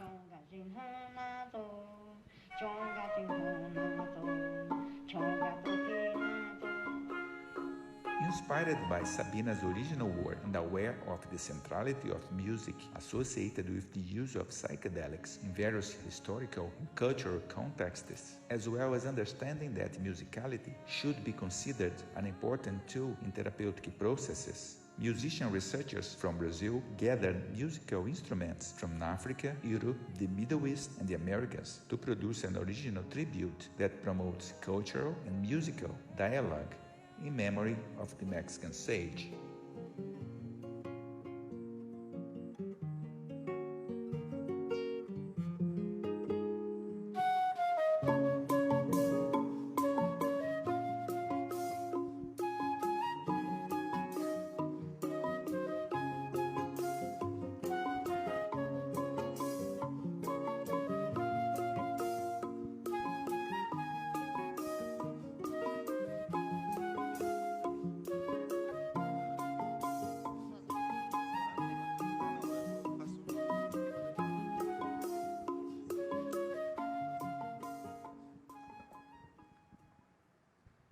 Bom, pessoal, com esse vídeo que a gente encerra, então, só queria então pedir para vocês fazerem as suas considerações finais rapidinho, passar os contatos, enfim, a mensagem final que vocês gostariam de deixar aqui para o pessoal. A gente pode começar com você, Clarice. Bom, obrigada, foi ótimo estar aqui com vocês hoje. Vou continuar por aqui, se alguém tiver mais alguma pergunta, quiser bater um papo, vou estar disponível também, se quiser disponibilizar meu e-mail, meus contatos, fica à vontade. Um comentário final sobre o vídeo, essas faixas musicais foram produzidas por essa equipe que trabalhou em conjunto, né, em parceria com a Sairama, vão estar disponibilizadas nas plataformas, YouTube, Spotify, em breve. A gente avisa vocês através das redes sociais. Vou aproveitar para falar sobre o Instagram da Sairama, que é super ativo, a gente está sempre postando. Então, quem quiser buscar informação de qualidade na área de ciência psicodélica, visite o nosso Instagram, que é @sairama.science. Lá vocês vão encontrar bastante coisa interessante. E estejam em contato com a gente, né? A gente está buscando o tempo todo parcerias para desenvolver projetos nessa área. E a gente vem trabalhando para que a gente possa destravar essas pautas no Brasil, especialmente para que a gente possa trazer acesso para a nossa população, dessas alternativas que a gente vem trabalhando aí diariamente. Então, obrigada mais uma vez pela oportunidade. Bem, eu só queria fazer um pequeno adendo à resposta para Ingrid, eu acho. Uma coisa que eu acho que a resposta da Clarice foi bem completa, mas tem um fenômeno que eu acho que ela não tocou, que é importante, que os psicodélicos não se prestam para uso contínuo, inclusive por causa da tolerância, que se desenvolve muito rapidamente. Então, você ficar tomando LSD dia seguido, você não vai ter efeito, então vai estar gastando dinheiro à toa, entre outras coisas. Mas, enfim, eu já falei, eu tenho o blog Virada Psicodélica, está lá, quem quiser acompanhar pode entrar em contato também, será um prazer interagir com vocês sobre isso, sobre essa questão. Eu tinha alinhavado 4 coisas importantes para fechar a minha participação aqui. 2 a gente já tocou, que é o fato de que são tecnologias de uso ancestral, que merecem algum reconhecimento, se não reparação e retribuição, especialmente da parte do modelo biomédico de exploração dessas substâncias. A gente falou também da questão do acesso, que é uma coisa que me preocupa muito, porque eu vejo problemas tanto no modelo de Oregon quanto no modelo medicalizante. Isso não está claro para mim, mas eu acho que pode ser um obstáculo importante aí no futuro possível dos psicodélicos. Uma questão que a gente falou pouco, que é de segurança. Eu insisti que não são substâncias triviais, que não devem ser abordadas com irresponsabilidade, com leveza, leviandade, especialmente por causa da sugestionabilidade, que é uma das características fundamentais do efeito psicodélico, que há um campo enorme para abuso psicológico e sexual. Inclusive, já há casos, escândalos envolvendo, inclusive em pesquisa clínica, raros, mas há, e, sobretudo, no turismo da ayahuasca no Peru, xamãs, mesmo aqui no Brasil, já existem casos de abuso sexual envolvendo o uso de ayahuasca. E, por fim, uma questão que aparece na pesquisa clínica, sobretudo na escola lá da Johns Hopkins, que é a associação do benefício terapêutico com a experiência mística. Eu acho que não é uma moldura favorável para enquadrar o efeito psicodélico e seu possível benefício terapêutico. Eu, como bom ateu, acho que as experiências que eu diria que são espirituais, que você tem sobre o efeito de psicodélicos, não são necessariamente religiosas nem místicas, no sentido... Eu acho que essa foi uma associação que foi muito feita no movimento, durante o movimento hippie, na contracultura. É uma herança que temos, o orientalismo, tudo isso que vem junto com a mitologia psicodélica, que a ciência deveria, na minha opinião, estar ajudando a afastar, embora cada um, ao ter a sua experiência psicodélica, possa ter uma experiência desse tipo, nada contra. Mas eu acho que essa associação direta, e especialmente do efeito terapêutico com a intensidade da experiência mística, a meu ver, é uma canoa furada. E quem quiser mais detalhes, leia Psiconautas, de Marcelo Leite. Muito bom o livro também. Bom, eu queria agradecer, foi uma discussão fantástica. Eu queria ter mais umas 10 horas para a gente ficar aqui batendo um papo, porque acho que tem assunto para todo mundo. E a Quasar, que é a minha startup de cannabis, quem quiser está no Instagram também, Quasar Medical Hemp. A gente luta muito para ter medicamentos de acesso a mais pessoas, porque realmente a gente acredita muito no potencial terapêutico.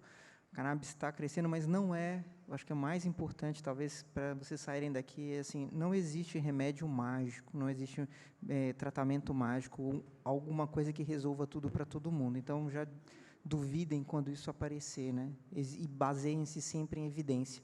A gente tem um canal numa plataforma privada que chama-se Baseado em Evidência, onde a gente discute cannabis somente baseado em evidência científica. É onde tem trabalho e é onde também da fonte onde eu bebi para estudar um pouco das drogas psicoativas aí de modo geral. Tudo sempre baseado em evidência científica. Cristiano, Marcelo, Clarice, muito obrigado a todo mundo também. E fiquem aí que tem muita coisa ainda pela frente.